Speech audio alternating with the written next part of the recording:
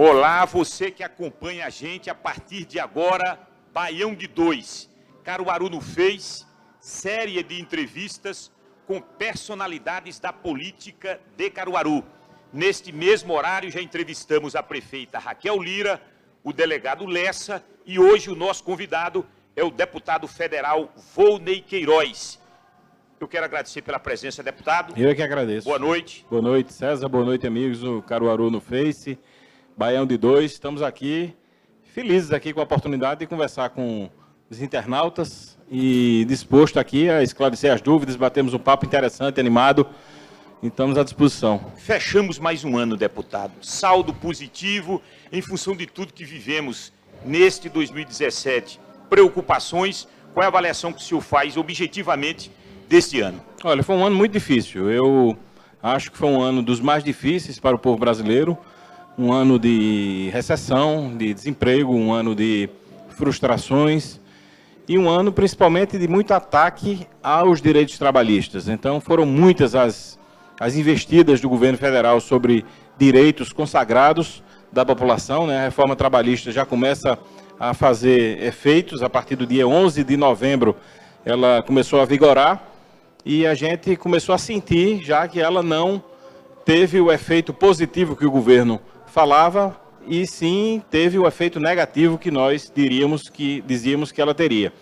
Então, a reforma da Previdência aí com a iminência de ser votada no começo do ano que vem e, enfim, gás de cozinha com aumento de 60%, gasolina com aumento quase semanal, né? E, enfim, é uma coisa que nós lamentamos profundamente porque sentimos que isso afeta aquele que mais precisa, aquele que mais deveria ser beneficiado pelas ações do governo.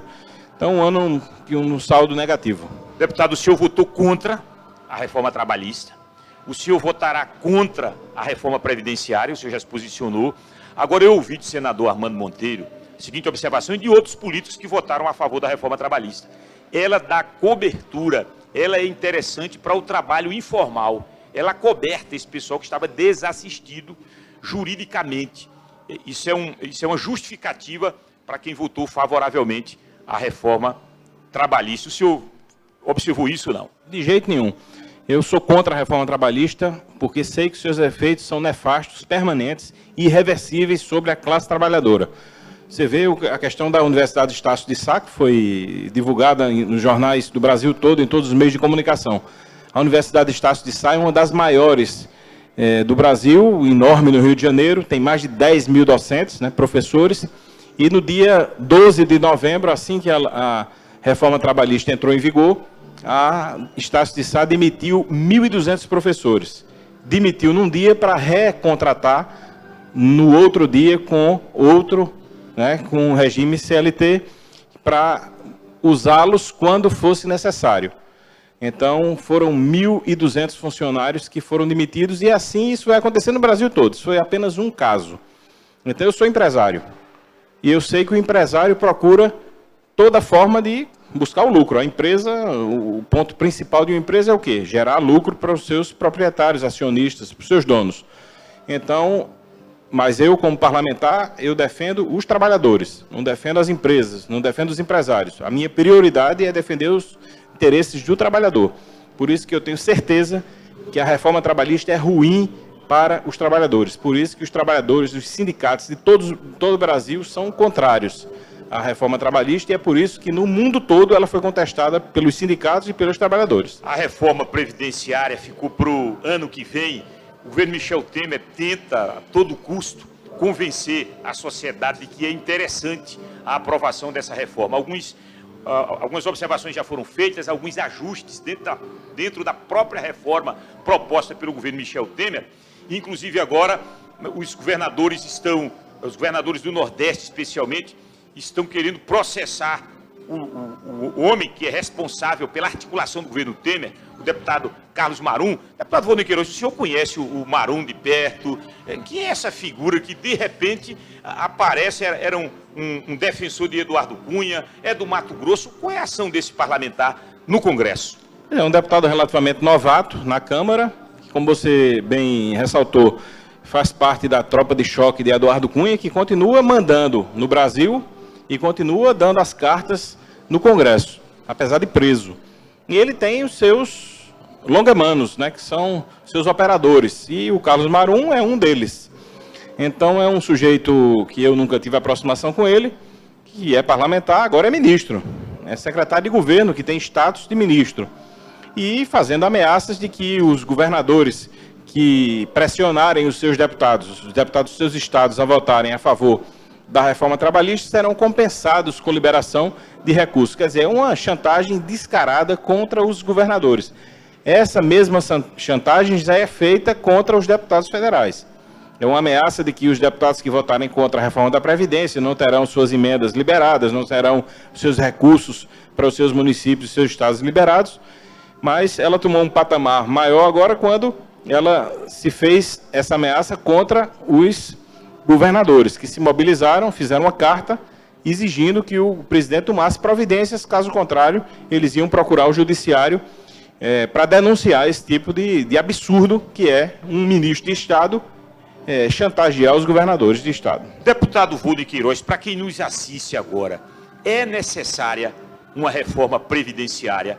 O fato de ser contra essa proposta pelo Michel Temer, isso não significa que o fato de ser Rony Queiroz oposição a esse governo, daí essa observação que o senhor faz contrária a essa reforma, mas o senhor entende que é necessária uma reforma previdenciária? Eu já ouvi especialistas, inclusive o Partido dos Trabalhadores também observa que há necessidade de ajuste.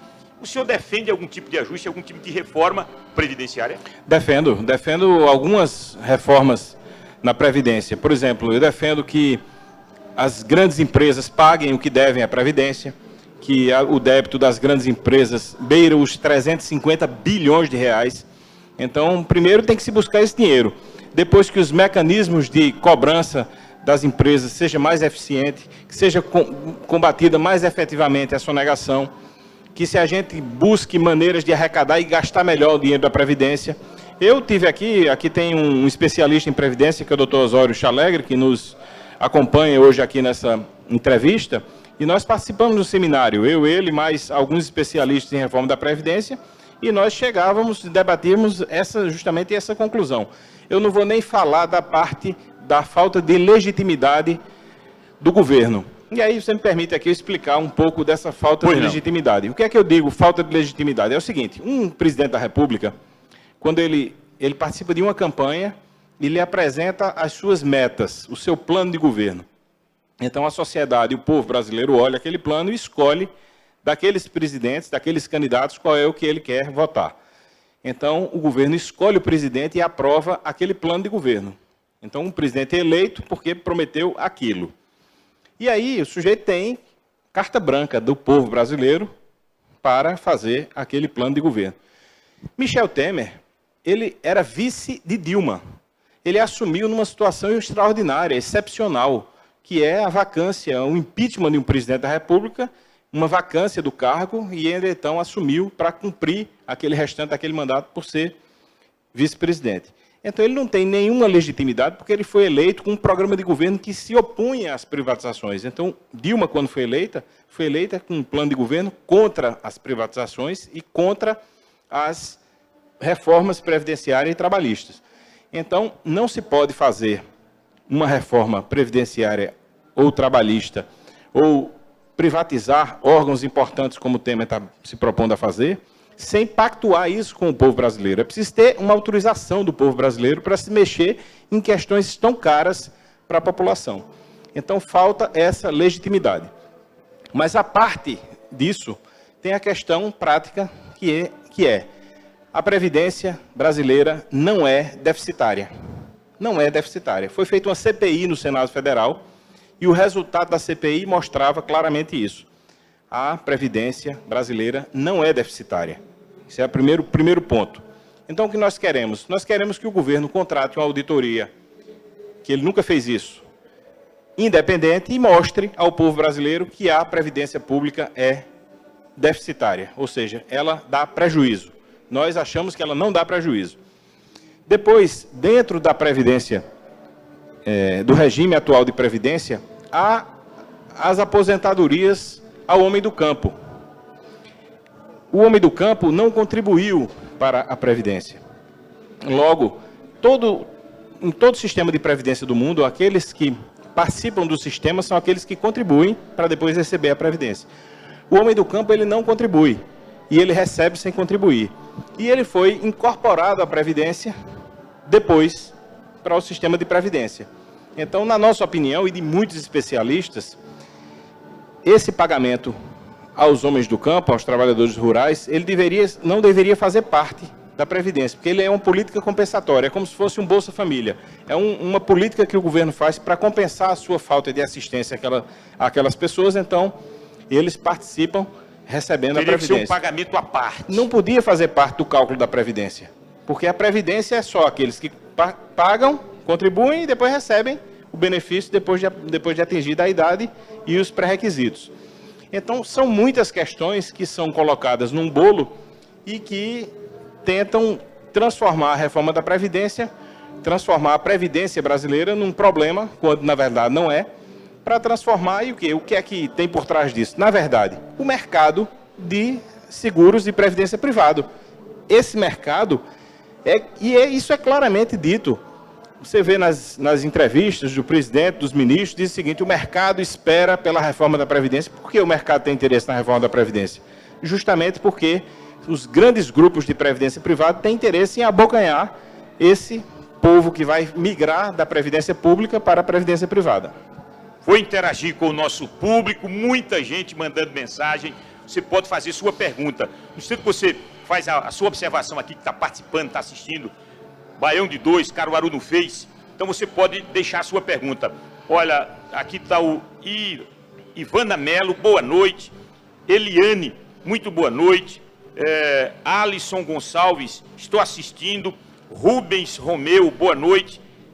Evelyn Cavalcante, parabéns para todos vocês. Neide Silva, Zé Queiroz, aí faz aqui uma observação, o prefeito Queiroz, certamente o prefeito Queiroz está aparecendo aqui, porque está ao fundo aqui na plateia. Paulo Batera, eu queria que 1 litro de gasolina custasse R$ 23,00 e um botijão de gás custasse R$ 250, o povo engolindo isso calado. Não é possível. Marcos Aurélio Florencio, boa noite. Ana Arnaldo Tales, Paulo Barbosa, Hugo Soares, Rubens Romeu e outras pessoas, Dada do Monte, olha o Cadica aí, o Alisson, Patrício, boa noite para todos vocês. Bolsonaro vem aí. Vou aproveitar essa para a gente sair dessa pauta nacional. A eleição presidencial, ela se avizinha. Bolsonaro aparece como uma novidade aí, os institutos de pesquisa apontam ele como percentual em segundo lugar, inclusive uma consolidação, o ex-presidente Lula ainda em primeiro lugar. Qual é a observação do deputado federal Rony Queiroz para as eleições presidenciais? O PDT já tem posição definida em relação a Ciro Gomes, Ciro cresce nas pesquisas, qual a observação que o senhor faz?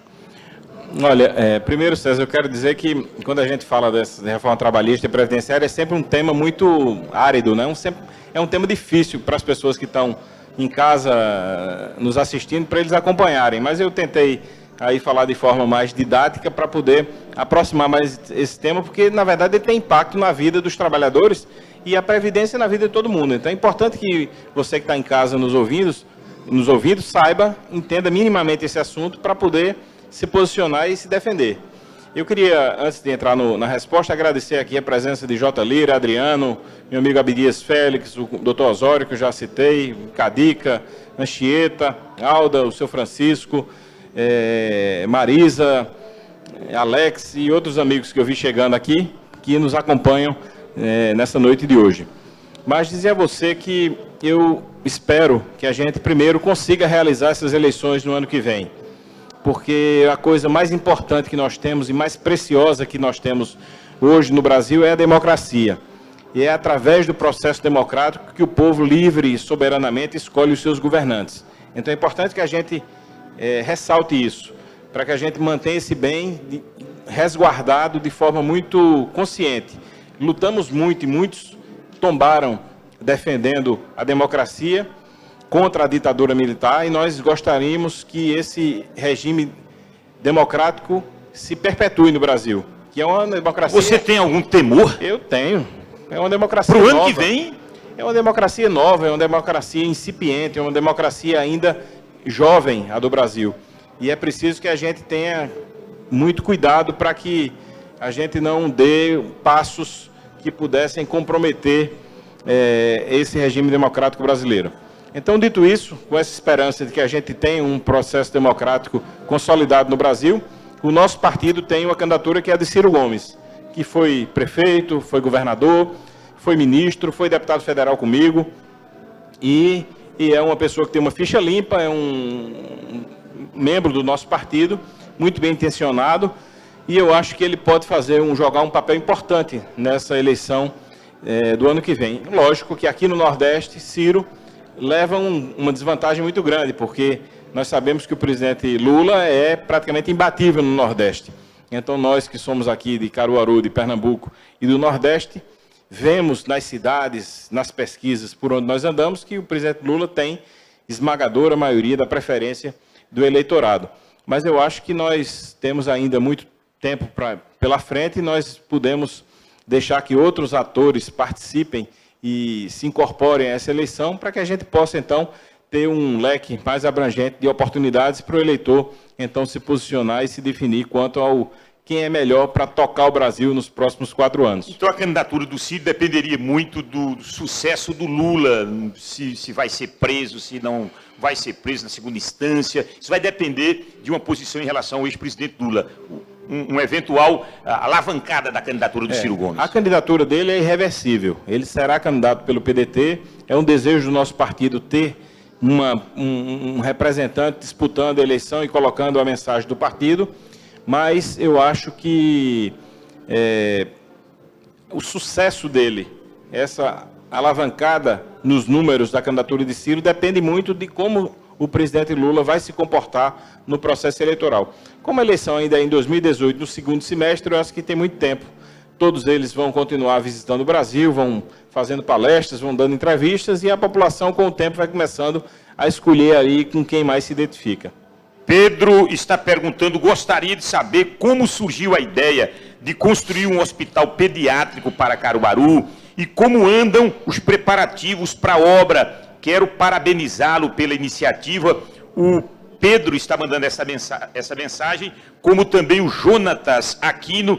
Ele tem como fazer algo pelas vias locais, BR-232. Vamos para o hospital da criança. O que é que tem de concreto? Tem dinheiro? Tem projeto? O que é que está faltando para a gente começar? Olha, nós, quando tivemos essa ideia, eu e o ex-prefeito Zé Queiroz, nós queríamos tirar as crianças desse atendimento nos hospitais, nas policlínicas, para que a criança tivesse um hospital só dela, um ambiente propício para o atendimento apenas das crianças. Porque você imagina, uma criança da entrada no hospital regional está ali sendo atendida com um pequeno corte, ou um ferimento, ou porque quebrou um braço, de repente chega um acidente grave, chega uma pessoa, um adulto, com um infarto, com uma coisa, com outra, então expõe a criança a um sofrimento desnecessário.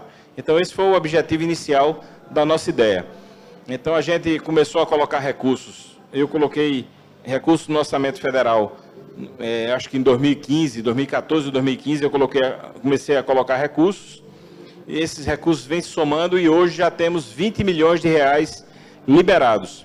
Esses 20 milhões de reais serão suficientes para construir o hospital infantil e uma maternidade, porque a maternidade... 2 blocos. São 2 blocos, porque a gente pensou o seguinte, já que vai ter um estacionamento, já que vai ter um refeitório, já que vai ter uma área comum, lavanderia e outras coisas que são necessárias para um hospital, cumprimentando o Bruno Lagos que está chegando aqui, a gente achava que a gente podia aproveitar e fazer também uma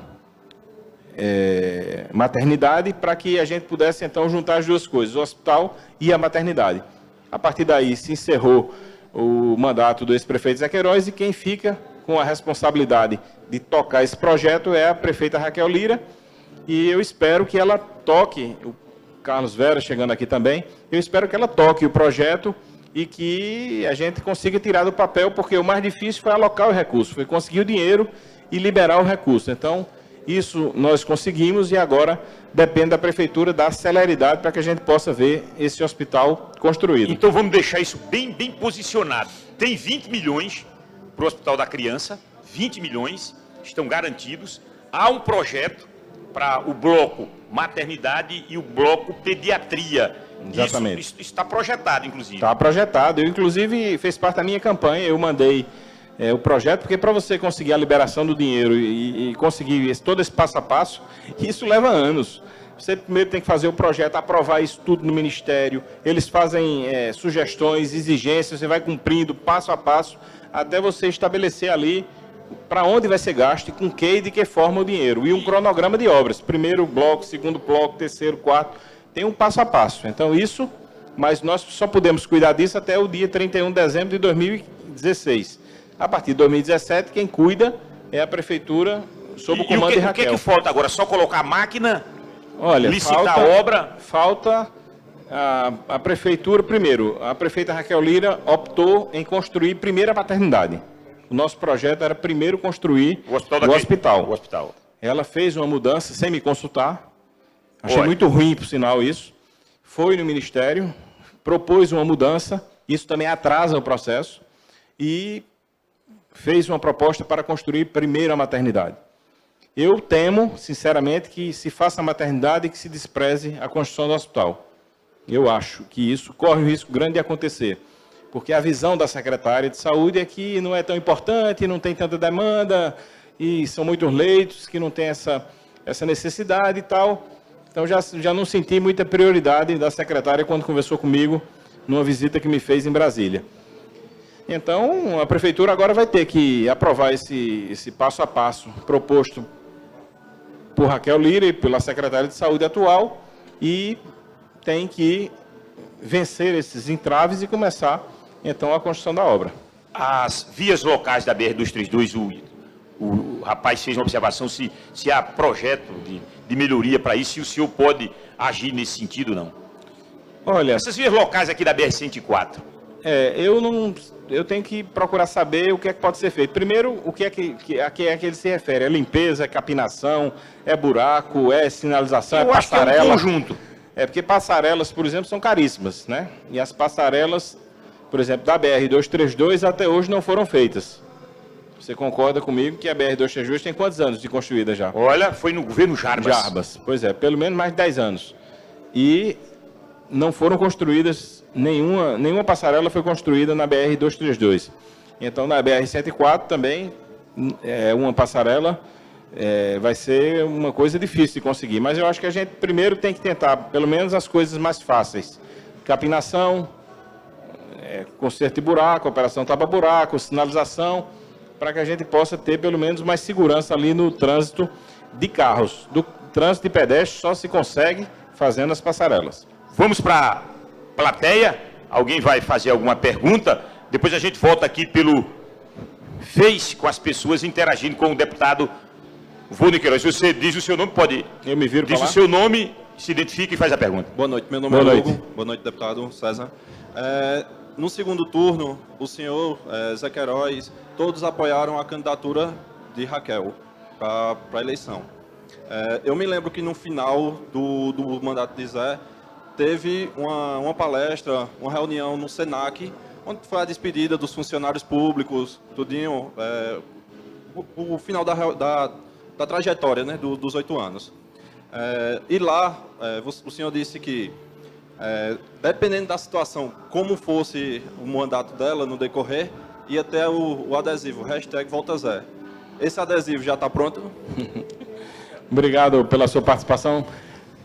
Isso foi no balanço de final de ano do governo do ex-prefeito Zé Queiroz, no final do ano com a sua equipe. E eu disse assim, que eu esperava que em 2020 não fosse necessário aparecer o adesivo Volta Zé. Porque se apareceu o adesivo é porque foram mandar buscá-lo de novo para arrumar as coisas em Caruaru.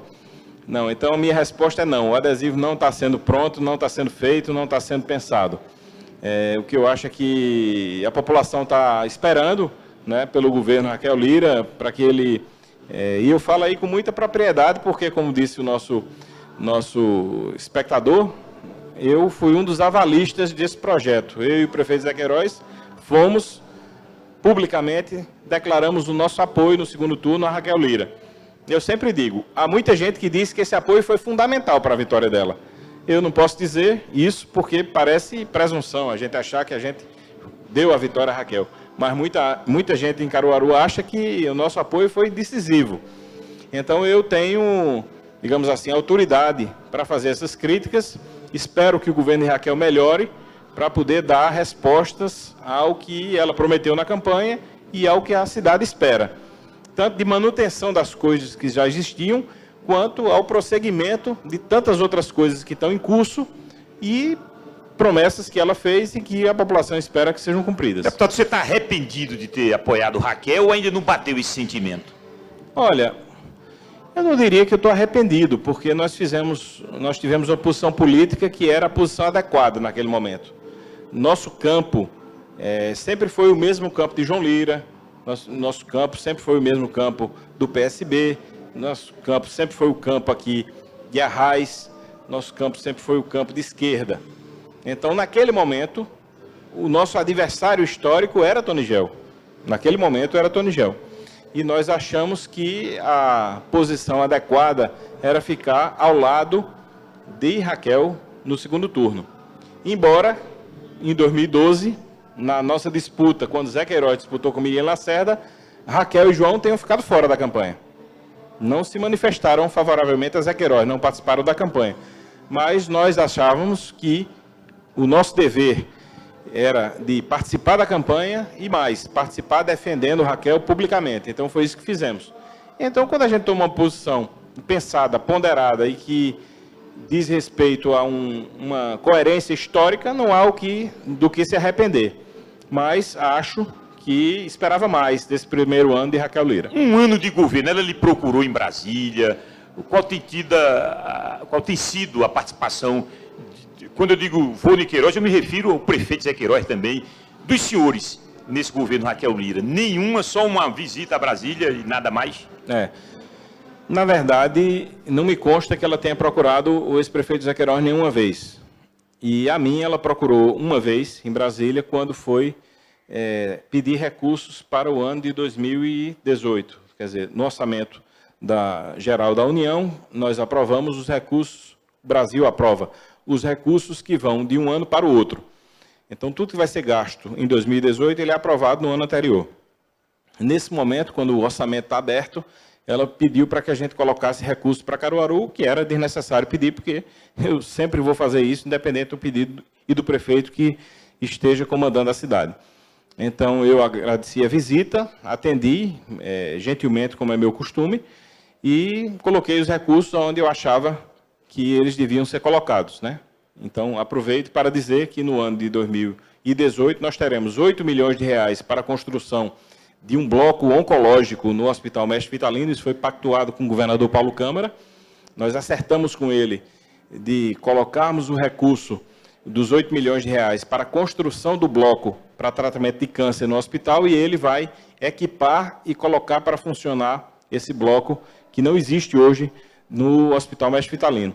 E colocamos mais outros recursos para áreas que nós achamos importantes. Mas eu me lembro, por exemplo, agora que ontem eu mandei uma mensagem para a Raquel, comunicando que o governo federal me avisava que liberou uma parte de uma emenda minha. A emenda era de R$3 milhões e 400 para a compra de patrulha mecanizada, máquinas, tratores, enxadeiras, caminhões para obras na zona rural. E nós colocamos esse recurso de R$3 milhões e 400, que não foi liberado todo, mas ontem foi liberado R$500 mil. Então, eu tive um contato com a Juliane Pepeu, que é filha do nosso saudoso Souza Pepeu, que é responsável por isso na prefeitura, para que a prefeitura agilizasse o cadastramento no SICONV, que é o sistema de convênios da prefeitura, para que a proposta fosse aceita e o dinheiro fosse liberado.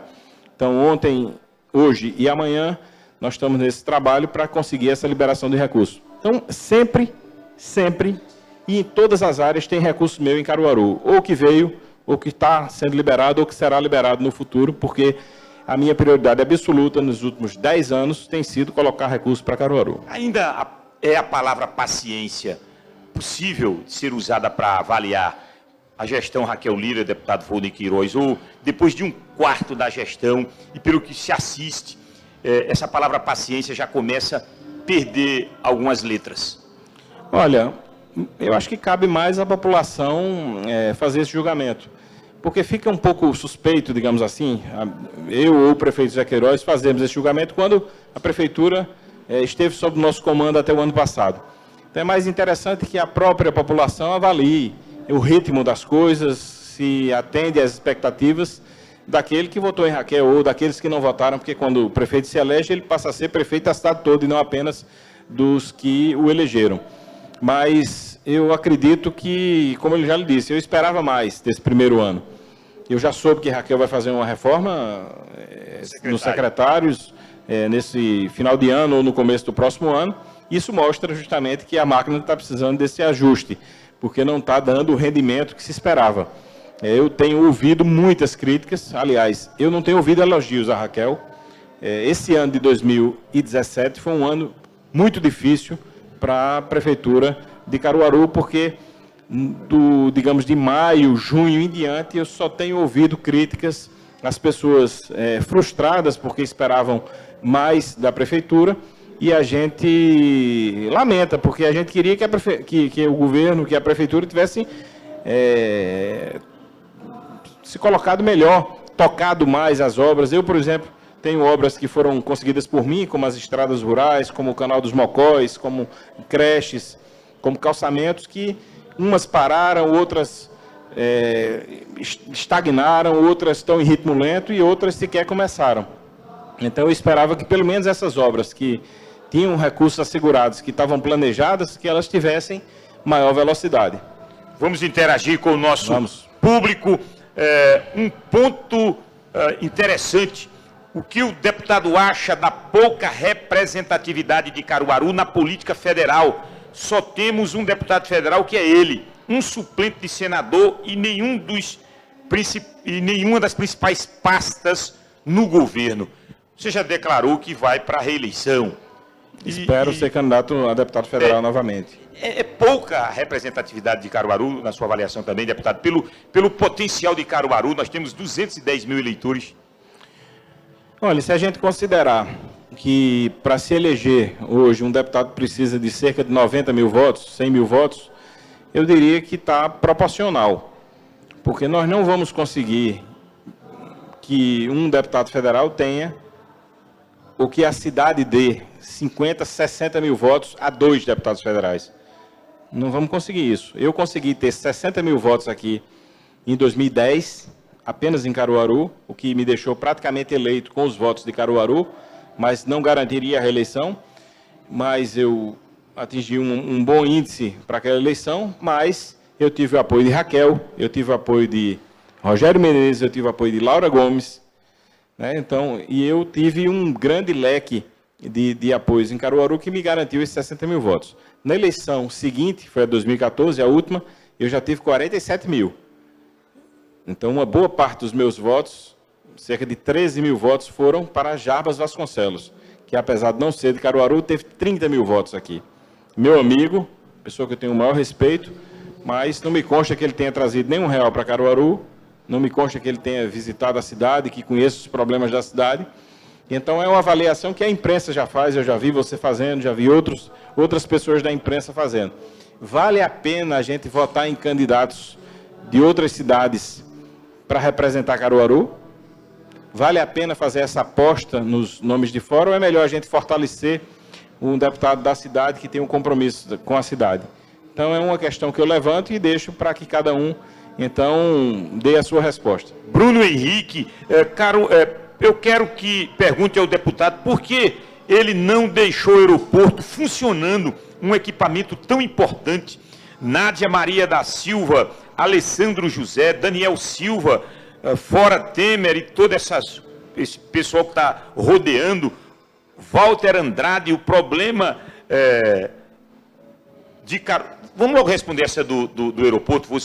Há uma queixa nesse sentido que você poderia ter feito mais, ter lutado mais pelo nosso aeroporto? Não, na verdade ele não diz isso. Ele disse que eu não deixei o aeroporto funcionando. O aeroporto sempre funcionou. Nunca parou de funcionar. Mas funcionando em nível razoável. Não, mas não é isso que ele disse. Porque, veja, voos regulares da TAM, da Gol, da Avianca não depende de deputado federal, nem de prefeito, nem de governador. Depende de viabilidade econômica. Essas empresas elas não fazem graça. Elas botam voo onde tem passageiro e dinheiro para Mas depende da estrutura. Pois é. A estrutura sempre foi uma luta nossa, né? Agora, cidades menores do que Caruaru, como Juazeiro, como Petrolina, eu desci em Juazeiro um dia desse, Juazeiro do Ceará, tem uma estrutura aeroportuária melhor do que Caruaru, mas isso se justifica pela distância da capital. Como Caruaru tem uma distância muito menor para Recife, sempre é muito mais difícil para uma cidade se consolidar quando isso acontece. Mas continua sendo uma prioridade nossa, colocar recursos. A gente, no governo Dilma, ela tinha um programa para fortalecimento dos aeroportos regionais. E, se eu não me engano, eram cerca de 40 ou 50 aeroportos regionais espalhados pelo Brasil. E Caruaru era um deles. Infelizmente, depois o governo foi interrompido, e aí aquele projeto foi paralisado e entra um novo governo e as prioridades são outras. Então, isso foi esquecido. Mas o governo Paulo Câmara continua investindo no aeroporto, continuará investindo no aeroporto, já fez um investimento importante agora no aeroporto de Serra Talhada, viabilizando um voo regular para lá, e eu acho que isso pode acontecer em breve para Caruaru.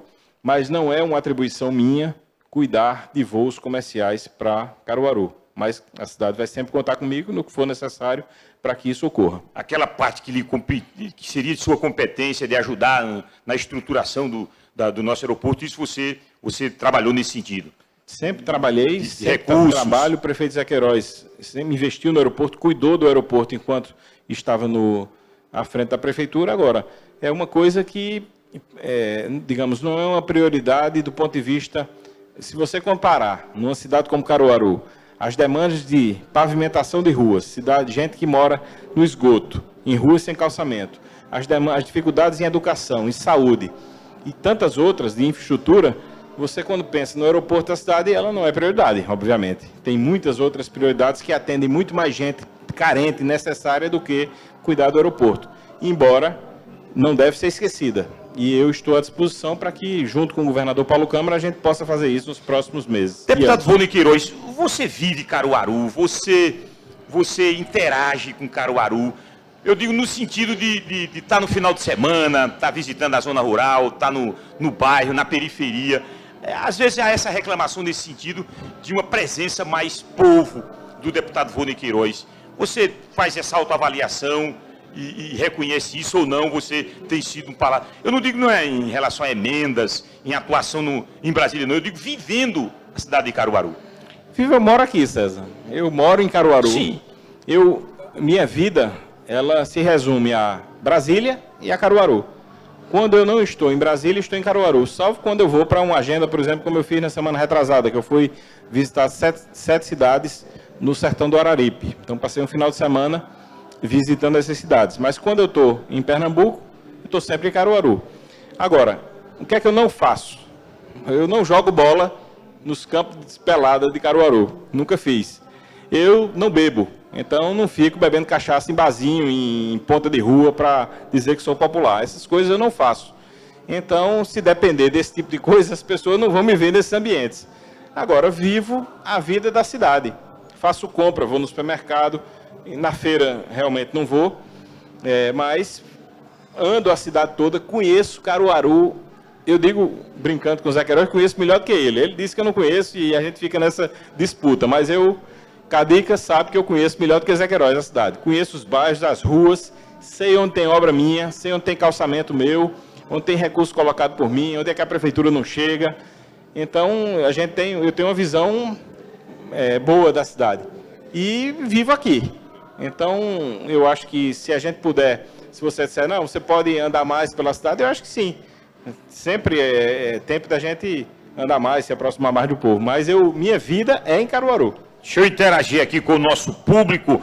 Aline Pontes, acho que já está na hora de colocarmos novos políticos. Se continuarmos votando nos mesmos grupos políticos, nosso país ficará sempre na mesma. Olha, tem uma observação aí. Faz uma referência, inclusive, aqui o delegado Lessa. O que é o novo para o deputado Rony Queiroz? É isso que eu faço essa observação. Não basta ser novo. Não basta ser novo. Porque a gente tem que conhecer quem é que a gente vai, em quem é que a gente vai apostar. Não basta ser novo. Eu acho que a gente tem que olhar o perfil daqueles parlamentares, daqueles representantes, daqueles políticos que estão aí, para ver quem é que a gente reprova e quem é que a gente aprova. Eu, por exemplo, faço tudo que eu posso para ser aprovado pelo meu eleitor. Então, eu não decepciono meu eleitor, eu não voto contra aqueles que confiaram em mim, eu não voto contra o trabalhador, eu não envergonho o meu eleitor, ninguém nunca viu meu nome envolvido com nada que seja desonesto ou que envergonhe o eleitorado, bem pelo contrário. Então, eu estou cumprindo o meu papel. Agora, se vamos trocar apenas por trocar, por botar outras pessoas, e qual é a garantia que a gente vai ter que essas pessoas serão melhores que as atuais? Eu acho que a gente tem que substituir quem não deu certo. Quem foi lá e não cumpriu o seu papel, não atendeu as expectativas. Então, a gente deve olhar quem pode ser melhor do que ele. Mas antes de votar, tem que saber o currículo, por onde andou, o que é que fez, como é o seu comportamento, o que é que pensa a respeito dos problemas do Brasil, de Pernambuco, da sua cidade, para que a gente então faça uma aposta e não uma aventura.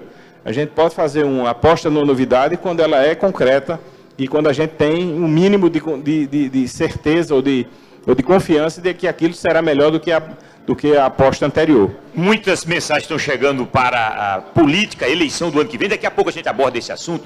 Dobradinha do deputado federal Volney Queiroz, com quem o governo do Estado, a posição de Zé Queiroz, que inclusive vai estar aqui amanhã nesse programa Baião de 2, Caruaru não fez. Então, daqui a pouquinho a gente interage. Agora, César. O Valdiran, pois não. A mensagem anterior fazia referência, por exemplo, a Eric Lessa. Eu acho que essa é uma aposta boa para Caruaru, porque é um sujeito que a cidade passou a conhecer, ele fez um bom trabalho na Polícia Civil, de onde ele veio, né, disputou uma eleição de prefeito, foi muito bem, foi bem na campanha.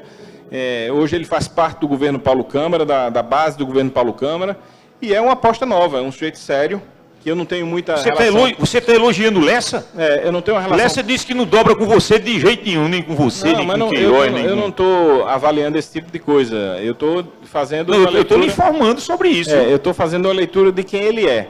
Então, me parece uma aposta positiva para a cidade de Caruaru. É um novo quadro que surge e que merece, eu acho, uma credibilidade da população. Já que você falou, cuidado com o novo. Paulo Câmara foi um novo que não deu certo ou deu certo? Para Paulo Câmara foi um novo que deu certo. Olha aí. Paulo Câmara foi um novo que deu certo, porque, veja, Paulo Câmara, além de ter um currículo respeitado do ponto de vista de ser uma pessoa que já fazia parte da gestão de Eduardo Campos, ele fez o dever de casa. Você olha para o cenário nos estados e vê os estados quebrados. Minas Gerais, Rio de Janeiro, Rio Grande do Sul e outros, com atraso de pagamento da folha de pagamento, com problemas gravíssimos. Paulo Câmara está aqui amanhã inaugurando obra, entregando ações. Então, eu acho que Paulo Câmara tem feito o dever de casa, num cenário de dificuldades, num cenário de recessão, não se compara com o tempo de Eduardo Campos. O Brasil viveu uma primavera no governo Lula. O fato de estar pagando em dia, estar com as contas certinhas, isso salva Paulo Câmara? Não salva Paulo Câmara, mas é um bom sinal. Imagina se a gente tivesse com um funcionário aqui recebendo no mês de setembro. Porque a Raquel Lira, a prefeita, deve dizer, então eu sou um sucesso, que eu estou pagando em dia também. Não, mas aí estamos considerando os estados e prefeituras, né? A prefeitura de Caruaru nunca atrasou funcionários. Se ela atrasasse funcionário, aí era estado de calamidade pública, né? A prefeitura de Caruaru, ao contrário, sempre esteve acostumada com um ritmo de obras, de ações, novidades. É um povo exigente, o povo de Caruaru, a imprensa de Caruaru é exigente e a população é mal acostumada, ou melhor, bem acostumada.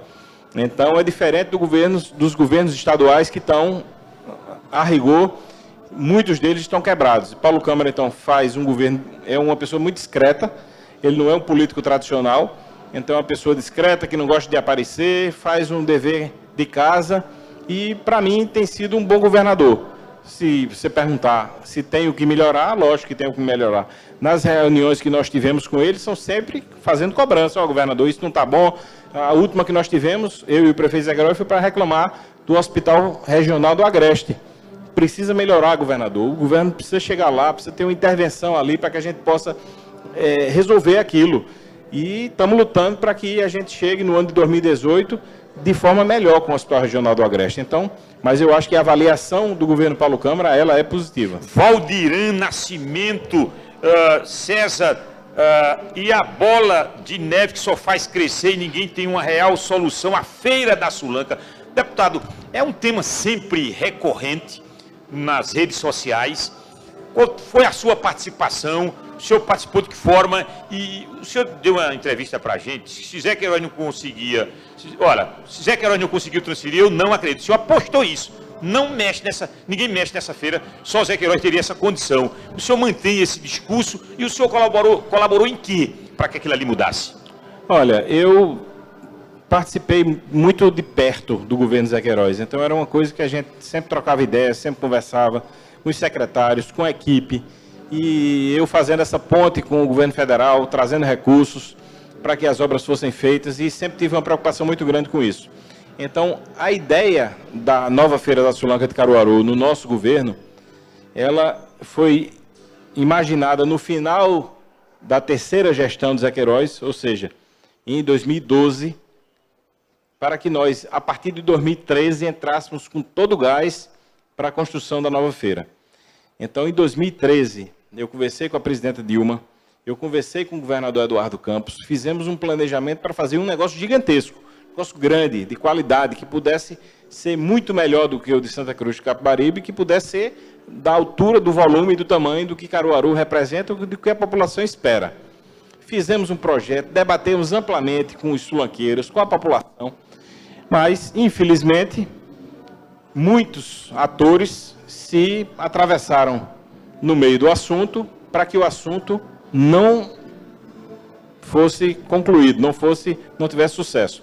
Teve gente da imprensa que participou, teve gente da imprensa que serviu a outros grupos privados que eram contra a Feira da Sulanca, que vieram aqui, atrapalharam e foram embora, e não, nem uma coisa nem outra.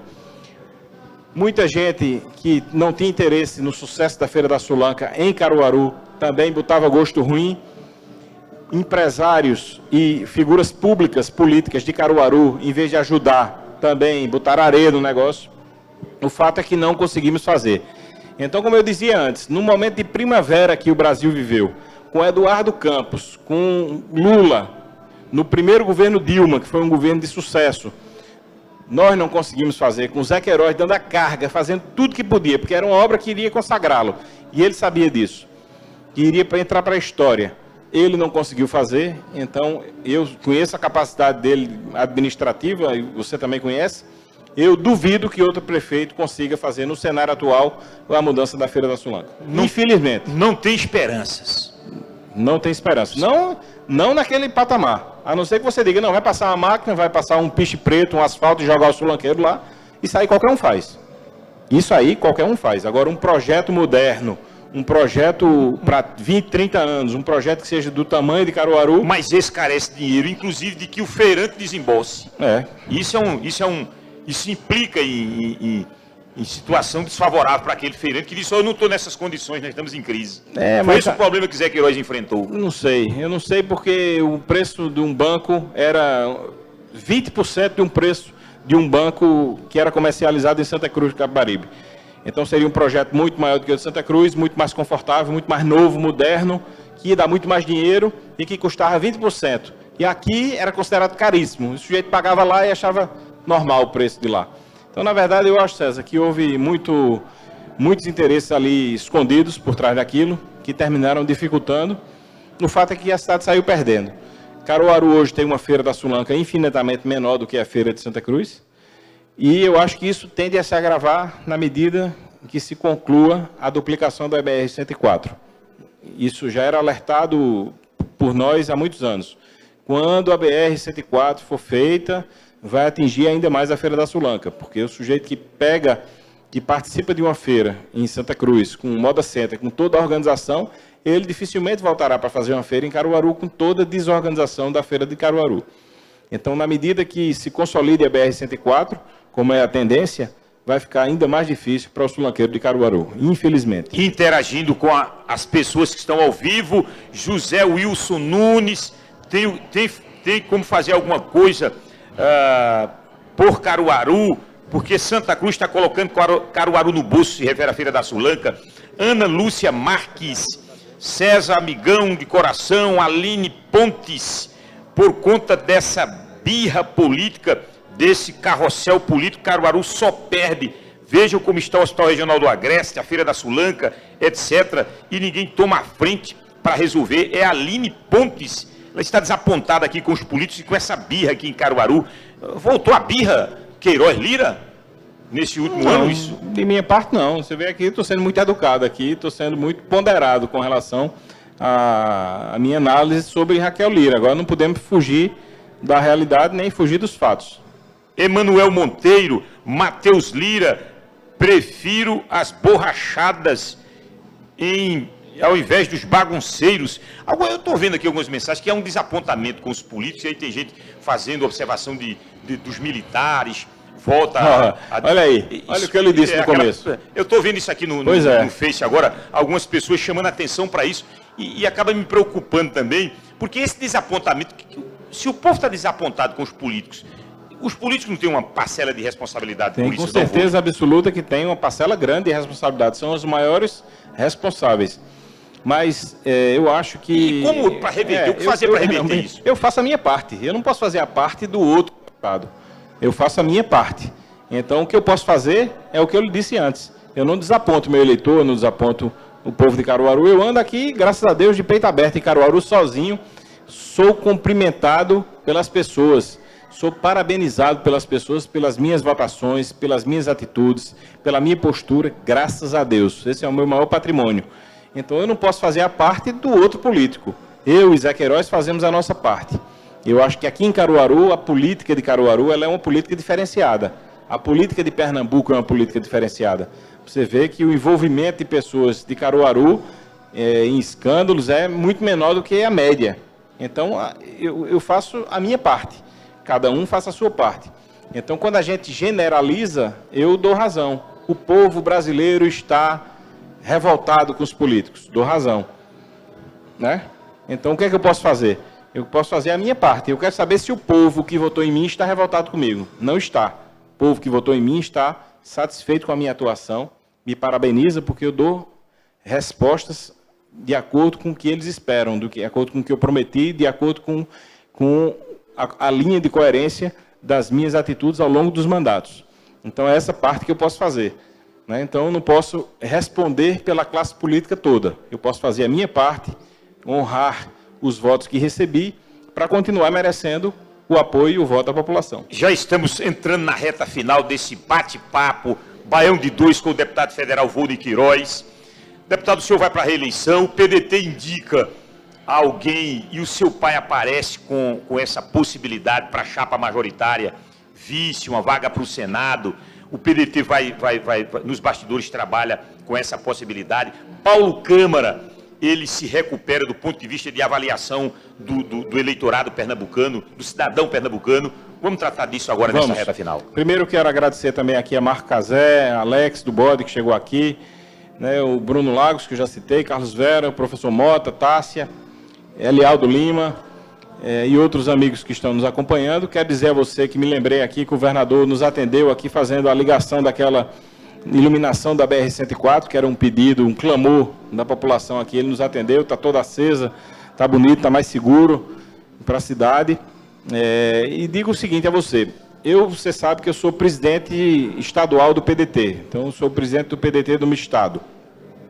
Eu também sou coordenador da bancada federal de Pernambuco. Então, esse ano de 2017, agora no final do ano, a bancada, os deputados e senadores me elegeram como o seu coordenador. Eu e o deputado Augusto Coutinho, somos 2 coordenadores. Também fui escolhido pelo Departamento Intersindical de Assessoria Parlamentar como um dos deputados mais influentes do Brasil pelo 7º ano consecutivo. Né? Na publicação anterior, eu estava entre os 100 cabeças do Congresso Nacional. Eu estou citando isso para você, para também dar uma resposta, uma satisfação ao meu eleitor, à população de Caruaru que está nos assistindo, para eles saberem o que é que eu ando fazendo. Né? Então, graças a Deus, tenho um espaço assegurado em Brasília pelas minhas posições, pela minha firmeza, pela minha atitude em defesa dos meus princípios, dos meus ideais. Mas com relação ao prefeito Zé Queiroz, nós temos, o partido em Pernambuco deseja tê-lo disputando uma cadeira de senador. Então, esse é um desejo do Comando Nacional do Partido, do presidente Carlos Lupe, e esse é um desejo do presidente estadual, Volney Queiroz. Eu acho que Caruaru teve, ao longo das últimas eleições, sempre uma participação nas chapas majoritárias. O PDT teve essa participação. O PDT foi 2 vezes como vice-governador, João Lira, na época, era do PDT. Depois teve Paulo Rui na chapa de Armando, também pelo PDT. E nós achamos que tanto o PDT quanto Caruaru devem fazer parte da chapa de Paulo Câmara, e o nosso nome é o de Zé Queiroz para compor como candidato ao Senado. A gente já foi candidato em 1990, perdeu por apenas 1% dos votos, e de lá para cá só acumulou bagagem. Tem uma vida limpa, um currículo limpo, honrado, de serviços prestados a Pernambuco, como 4 vezes deputado estadual e 4 vezes como prefeito, e eu acho que tem um bom papel a cumprir, defendendo Pernambuco no Congresso Nacional. Então, olha, o PDT faz esse pleito. O ex-prefeito Queiroz na chapa majoritária na reeleição do governador Paulo Câmara. O governador se recupera, deputado? Olha, vem se recuperando. Por exemplo, a área de segurança de Caruaru, que era um calo do governador, ele fez uma ação efetiva, forte, com a implantação do Biesp aqui, reduziu os números, a sensação de segurança mudou, com isso já mudou também a percepção de aprovação do seu governo. Nós tivemos pesquisas recentes que o governo deu uma reagida grande aqui em Caruaru, houve uma mudança substancial. Pesquisas internas. Substancial com relação à aprovação de Paulo Câmara. Na medida em que o governo se apresenta, mostra as suas obras, que as pessoas tomam mais conhecimento, a tendência vai ser de que essa aprovação ela aumente. Eu tenho certeza que na hora que chegar o momento eleitoral, eu, sinceramente, digo a você, quando eu vi um ato da oposição, lá no Paço Alfândega, cerca de 15 dias atrás, que eu vi aquele cenário, que eu vi aqueles ministros de Temer, tudo reunido lá, falando que Pernambuco é novidade, que Pernambuco é o novo. Digo, rapaz, com esse povo aí, Pernambuco não vai. Se o povo de Pernambuco for com aquele tipo de gente ali, eu não entendo mais nada de política. O povo de Pernambuco não vai votar em palanque. Só faltava Temer naquela solenidade, porque os ministros, o povo dele estava todo lá. É um presidente mais rejeitado da história. Eu acho que da história mundial. Chegou a obter só apenas 3% de aprovação. 3% é margem de erro, não é nem aprovação. Então, eu não acredito que Paulo Câmara perca a eleição em 2018. Eu acho que ele vai ganhar a eleição. Deputado, para a gente fechar, como tem muita mensagem aqui, o Marcelo Assis, por favor, e aí são muitos que pedem um projeto de Volney Queiroz na Câmara dos Deputados. Basta ele citar um projeto de lei. Olha, eu tenho alguns projetos, mas eu... Me deixou numa situação ruim, não? Não, eu tenho alguns projetos. É porque eu tenho uma maneira de me conduzir na Câmara que eu acho que o Brasil não está precisando de novos projetos de lei. O Brasil não está precisando de leis novas. Ele está precisando, primeiro, diminuir as que existem. Então, tem um tipo de deputado que acha que as leis precisam ser aumentadas. Eu acho que as leis do Brasil precisam ser lipoaspiradas. Precisa ter menos leis no Brasil e de maior efetivo cumprimento. Por exemplo, eu me lembrava aqui de um projeto de lei que nós apresentamos para que os gastos com professor, com pagamento de professor, eles não fizessem parte do cálculo da lei de responsabilidade fiscal. Então, as prefeituras podiam pagar aos professores sem que isso representasse um aumento, um enquadramento na lei de responsabilidade fiscal. Esse foi um dos projetos que foi comemorado, inclusive, pela CNM, que é a Confederação Nacional dos Municípios. Esse que eu me lembrei que foi o mais recente. Mas eu acho que o Brasil precisa efetivamente ter leis melhores e um efetivo cumprimento dessas leis. É melhor do que ter mais leis que não são cumpridas e que não atendem ao interesse do povo brasileiro. Deputado, eu quero agradecer a sua participação, agradecer a esse grande público que está acompanhando até esse instante, a todos nós. Muita gente interagindo, muito obrigado àquelas pessoas que a gente não conseguiu socializar suas mensagens, porque o volume é muito grande e não teríamos a menor condição. Quero agradecer a sua presença. Eu é que agradeço. O ano está terminando, que o senhor possa ter um 2018 de muito trabalho e sucesso para a gente, para Caruaru, para a região agreste do estado de Pernambuco. César, obrigado a vocês. Parabéns aos amigos do Caruaru no Face. Para mim é uma Alegria estar aqui com vocês. Você não conhecia essa estrutura aqui não, né? Não, nem conhecia o Armazém da Criatividade e nem tinha tido um contato maior com o Caruaru no Face. Tenho visto só pela repercussão que a gente tem das entrevistas, das posições, das matérias. O Zé Queiroz é que sempre diz, olha, quando eu coloco uma coisa no Caruaru no Face, é um número impressionante de visualizações, tem uma repercussão muito grande. Então, fico feliz de poder conversar com vocês. Sempre que quiser bater um papo comigo, está à disposição. Amanhã, 7 horas da manhã, Sim. estaremos juntos, de novo, numa entrevista de 1 hora.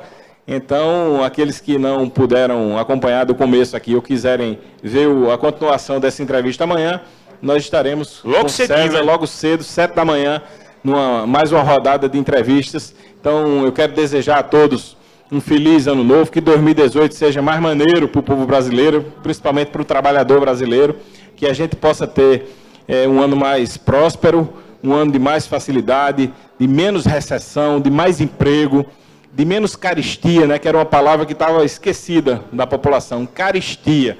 Nós estamos vendo a caristia de novo, o preço do gás, do combustível, o desemprego galopante, e eu acho que a gente merece um ano melhor. Então, eu espero que a gente possa ter um ano melhor, é o meu desejo, que a gente possa entrar 2018 com todo o gás para fazer um ano de mais felicidade para o povo brasileiro, que é um povo que merece ser feliz. Então, a vocês, meu agradecimento de coração e obrigado especialmente a você e a Muito obrigado. que nos acompanharam. Uma plateia aqui, extremamente qualificada, uma viu? plateia boa aqui. Muito qualificada. Muito obrigado. Exemplo das outras também. Muito obrigado. Agradecer aqui a toda a equipe. Veja que há uma estrutura aqui, estrutura de alto nível. Temos câmeras flutuando aqui nesse espaço e Gruas. E que dá uma condição muito boa. O produto final é muito bom para você que nos assiste. Muito obrigado. Amanhã, o ex-prefeito Zé Queiroz. Será que o ex-prefeito Zé Queiroz vai ser tão gentleman como o filho? Tranquilo. Eu aprendi com ele, né? É. Então, vamos ver. Eu acho Não, que... mas eu tô vendo o nas prefeito nos críticas, últimos né? dias mais ácido. É. O ex-prefeito Queiroz mais ácido. Vou dar uma conversada com ele hoje. Então amanhã, nesse mesmo horário, nesse mesmo espaço aqui, o ex-prefeito José Queiroz, aliás, ele terá uma sabatina amanhã, o dia todo, o ex-prefeito José Queiroz. Então, muito obrigado mesmo. Tchau, até amanhã. Forte abraço.